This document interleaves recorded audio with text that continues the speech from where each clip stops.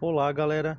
Eu estou mais uma vez falando com vocês diretamente do canal Frater, Autismo e Altruísmo. O meu nome é William, eu sou formado em Ciências Biológicas. Hoje eu venho com um tema que é a diferenciação entre o autismo e o transtorno bipolar. Esse tema eu tive curiosidade nele porque um dos inscritos do canal comentou que o autismo foi confundido com o transtorno bipolar, né? E isso veio à tona, né? Veio de paraquedas e eu achei muito interessante comentar, né? Então eu vou apresentar para vocês as diferenças, né? E como dá para a gente entender bem o que é uma coisa e o que é outra, ok? Bom, vamos começar pelo transtorno bipolar, que ele é um transtorno em que a pessoa vai apresentar ou uma depressão, né?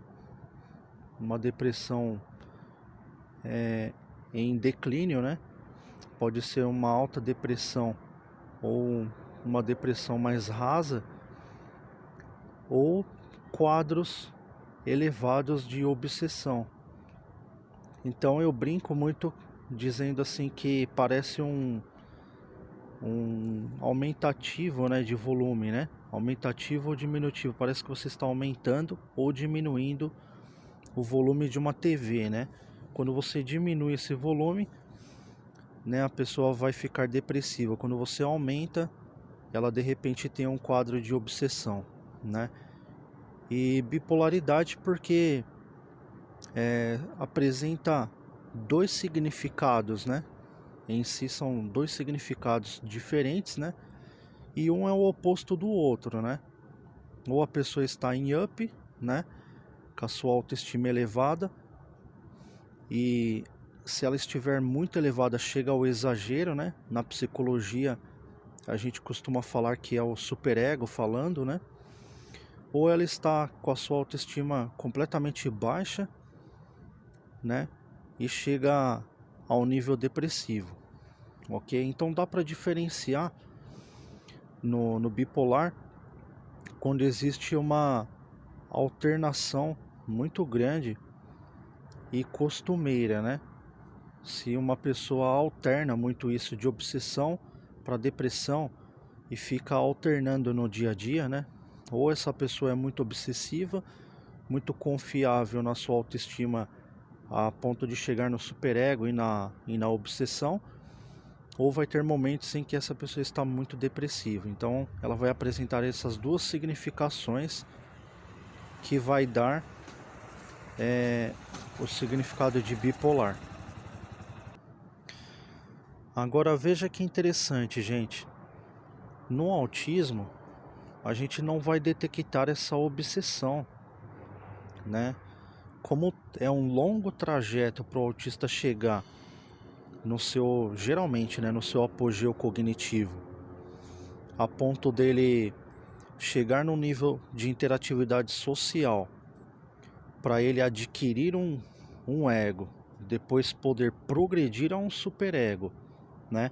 Ter um pico de superego, para chegar numa obsessão, é um trajeto bem longo, tá? É quase assim, é difícil de acreditar, né?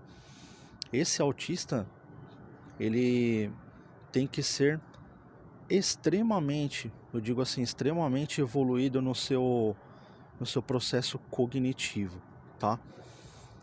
O autista ele chega nessa evolução cognitiva, só que como ele tem o seu hiperfoco muito aprimorado, geralmente quando ele já alcança essa cognição, eles chegam muito equilibrados nesse ponto, né? Então o autista ele fica muito pacífico, né? É muito difícil ele ter assim um up na obsessão, ok? Então já de imediato já dá pra gente compreender que é difícil confundir, né? Esse diagnóstico. Agora a queda depressiva, ela no autista, né?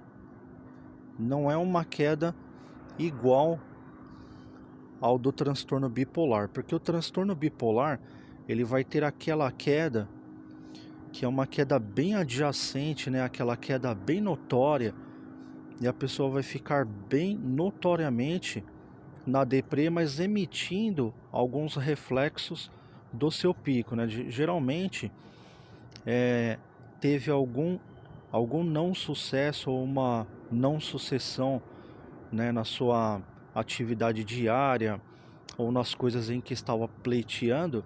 Então essa depressão vai apresentar alguns reflexos dessa não sucessão.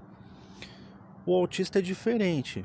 O autista ele tem alguns reflexos dessa queda depressiva, só que é uma pseudodepressão. Por que eu digo isso?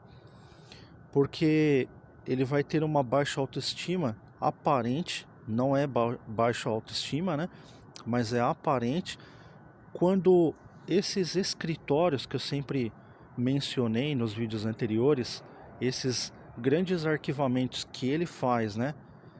Para ele poder construir o seu mapeamento e sua visão de mundo, eles sugerem coisas no seu dia a dia, né? Como nesse grande tour que nós fizemos agora há pouco, né? O autista vai caminhando e ele vai tendo sugestões, né? Essas sugestões, aparentemente, são sugestões externas, mas muito tem da parte interna do autista que vai interpretar aquilo que ele está vendo, né? Então são sugestões dos arquivamentos que ele está fazendo, que ele está aprimorando, para ele poder ter um arquivamento melhorado e poder interagir melhor socialmente. Então é um conjunto de interatividade entre o seu interior, né, e o exterior, que também propõe imagens, propõe sons, né, propõe estímulos do meio, ok?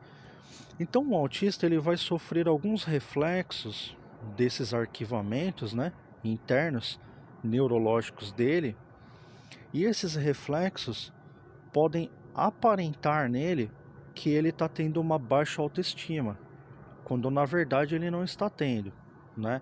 Na verdade ele está se atentando para esses arquivamentos. Talvez ele esteja tendo um delay, né, desses arquivamentos, porque ele está fazendo a escolha dele, optando pela escolha dele. E às vezes isso incomoda ele, porque às vezes são muitas sugestões. Então ele fica meio incomodado e aparentemente isso pode até cansar ele, né? Ele pode até, através de um esforço neurológico, pode apresentar um cansaço. Mas isso não significa ainda uma depressão, né? Então, para o autista, tanto para ele chegar no quadro depressivo quanto no quadro obsessivo, né? Isso eu estou falando de quadros muito elevados ou muito baixos, né? Tanto na progressão quanto na regressão é um longo caminho. E o autista ele se barra antes, porque como ele é muito analítico, a própria autoanálise dele vai impedir que ele regrida muito ou que ele evolua muito. Porque aquela pessoa que pensa muito, né, não é esse o jargão que nós geralmente ouvimos, quem pensa muito demora um pouco para tomar as atitudes. Com o autista é a mesma coisa, ele pensa bastante, ele analisa, ele sintetiza, então ele vai ter uma evolução maior, porque quem pensa mais adquire mais conhecimento, só que o delay, ou seja, o tempo que ele vai demorar nesse percurso, vai ser maior, tanto na progressão quanto na regressão. Então, essa bipolaridade aparente, que na verdade é entre aspas, não dá para ser confundida com o transtorno bipolar, porque o transtorno bipolar ele vai proporcionar na pessoa uma queda abrupta, né? Uma queda brusca ou uma elevação brusca. Então ela chega no pico na obsessão ou ela tem uma queda brusca e vai até a depressão. No autista nós não temos isso, né? Nós não observamos isso. O autista ele faz em escalas. Se ele está tendo regressões, ele para analisar e sintetizar. Então ele para num degrau, depois ele ele pode regredir mais um pouco, mas ele para de novo, analisa e sintetiza. Então vai ser em etapas, ok? Então assim, para uma pessoa experiente, não dá para confundir, né? Então eu passei para vocês a título de experiência. Espero que vocês tenham gostado de mais esse tema, né? Agradeço ao inscrito no canal que mencionou isso. É muito importante a gente passar esses conhecimentos adiante. Peço para vocês que vocês continuem dando seus likes, continuem se inscrevendo, visualizem os vídeos, tá, gente? Que a visualização ela é muito importante. E levem essa mensagem adiante, porque como nós sabemos, né, a gente não sabe amanhã ou depois aonde vai nascer um novo autista. Então, esse conhecimento tem que ser levado adiante. Um grande abraço a todos e até a próxima gravação.